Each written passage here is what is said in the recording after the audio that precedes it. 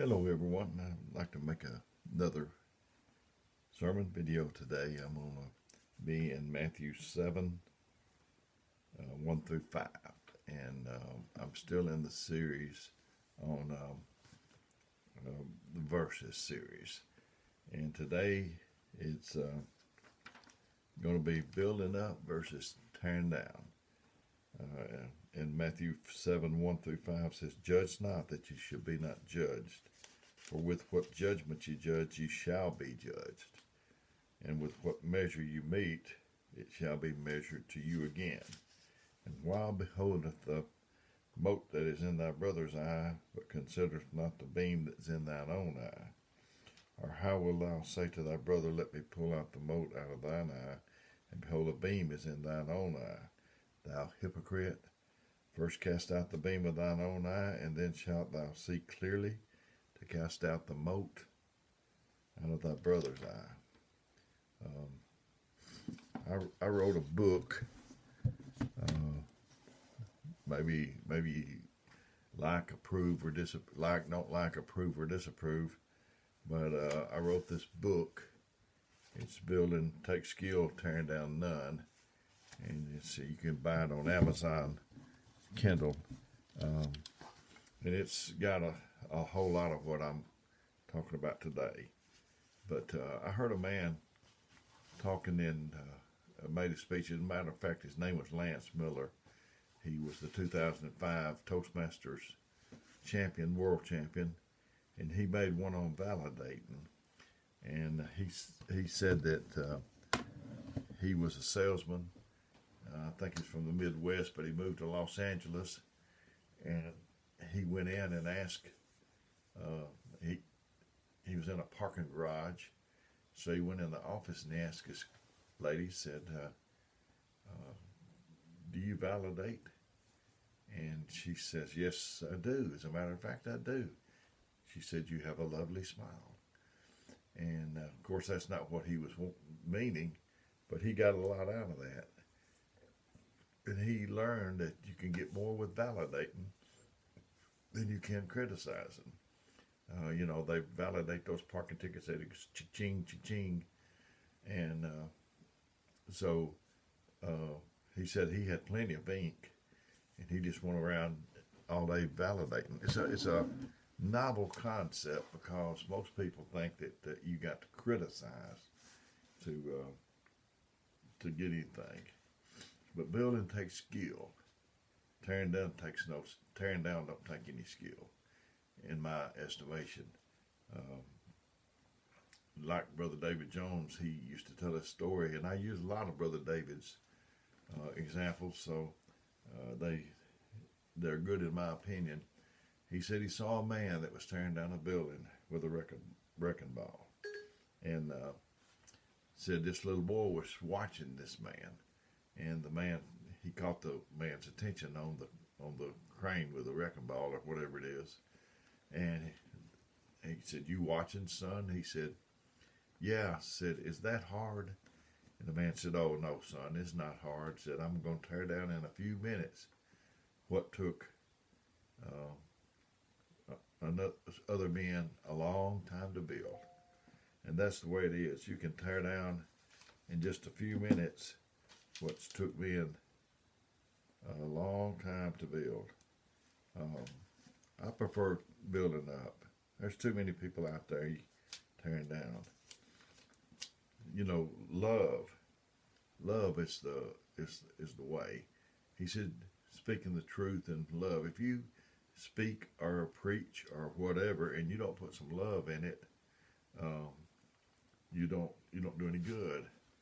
I think I've told this little story, but we'd go out and eat, some guys I work with, and we went to a place in Huntsville.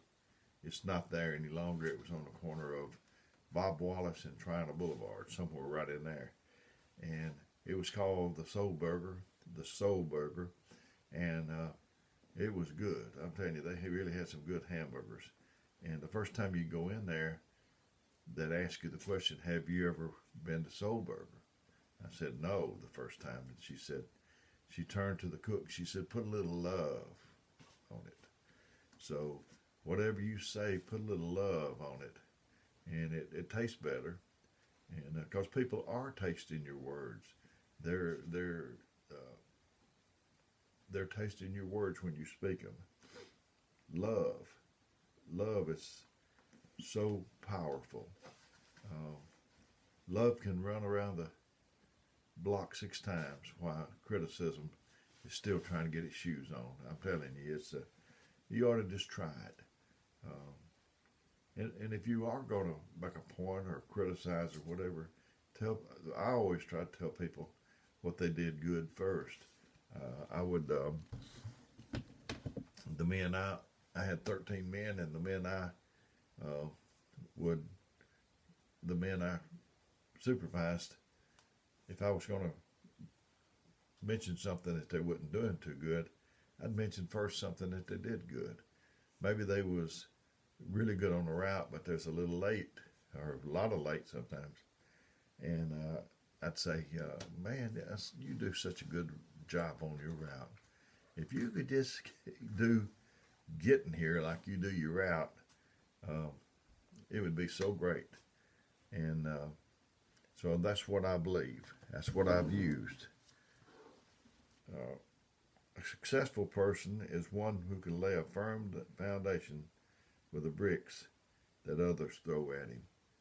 Critics, they must be lonelier than a Maytag sales repairman. There used to be a commercial about that. Heard a story about crabs in a barrel. Um, they say, you can put crabs in a barrel, and you don't have to put a lid on it, because when one of the crabs starts getting out, the other one will reach and pull it down. And they just keep doing that until no one gets out of the barrel. And so that's the way some people are. That when they see somebody trying to get ahead, they want to pull them back. They can't accomplish that, so they must pull them back. Uh, Me blowing out your candle won't make mine shine any brighter. I think about Saul and David. Saul tried to pin David to the wall, and but God had his hand on it. If you try to, Brother David Jones used to say, if you step on a man that God's got his hand on, he'll just pop up over there. You go over there and step on him, he'll pop up back over here. Um, when someone says you can't do it, just do that twice and take pictures. Let me read you what Theodore Roosevelt said. It's not the critic who counts, not the one who points out how the strong man stumbled or how the doer of deeds might have done them better. The credit belongs to the man who is actually in the arena, whose face is marred with the sweat and dust and blood, who strives valiantly, who errs and comes up short again and again, who knows the great enthusiasms, the great devotions, and spends himself in a worthy cause, and who at the best knows that the triumph of high achievement, and who at the worst, if he fails, at least fails while daring greatly, so that his place shall never be with those cold and timid souls who know neither victory or defeat. Matthew 12:34 through 37. Matthew 12:34-37 says, O generation of vipers, how long can you, being evil, speak good things? For out of the abundance of the heart the mouth speaketh. A good man out of the good treasure of the heart bringeth forth good things, and the evil man out of the evil treasure bringeth forth evil things. But I say unto you that every idle word that man shall speak, they shall give account thereof in the day of judgment. For by thy words shall thou be justified, and thy words thou would be condemned. Idle word. You know, if you get in your car and it's sitting still, you put it in idle, you're not going anywhere. Idle, and there's no profit in that. An idle word is one that's spoken out of place. It's and some people believe in telling it like it is. They comfort themselves that they're doing the right thing because they're telling it like it is. Actually, they're not telling it like it is. They're telling it like they think it is. So The this is how it is. Thy truth. This is truth. It said, "Let God be true and every man a liar." If what I think is contrary to that book, let it be true, and let me come to that. So I've enjoyed getting this to you. I've been giving you my phone number, 256-508-4410, in case you need it. You can call or text me. I may not get back to you right then, but I will consider what you say, and I'll try to get back to you as soon as I can. May God bless you is my prayer.